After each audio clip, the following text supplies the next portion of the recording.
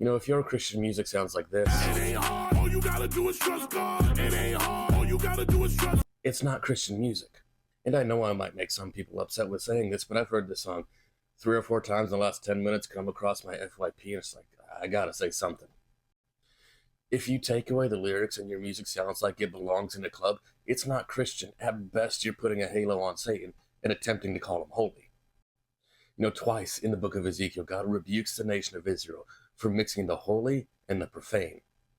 And that's what this kind of music does. One reason, again, because it takes supposedly Christian lyrics and worldly music and tries to mash them together.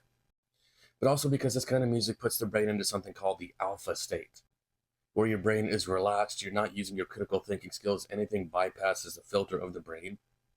Even secular musician Jimi Hendrix recognized that you can hypnotize people through music. In other words, putting the brain into that alpha state.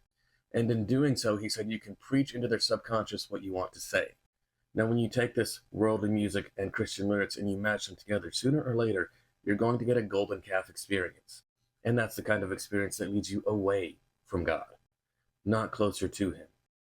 In Isaiah 1:18, God says, "Come, let us reason together." How do you reason? With your mind, with your frontal lobe. Reasoning together is something you cannot do when your brain is in that alpha state.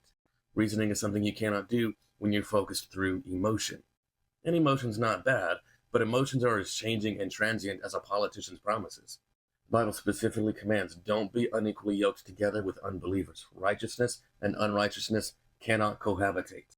Come out from among them and be separate. Babylon, have Babylon's music.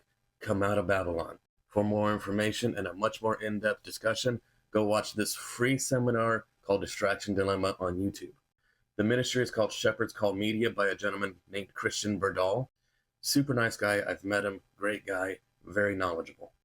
Folks, it's time that we completely sever from Babylon and completely join to Jesus.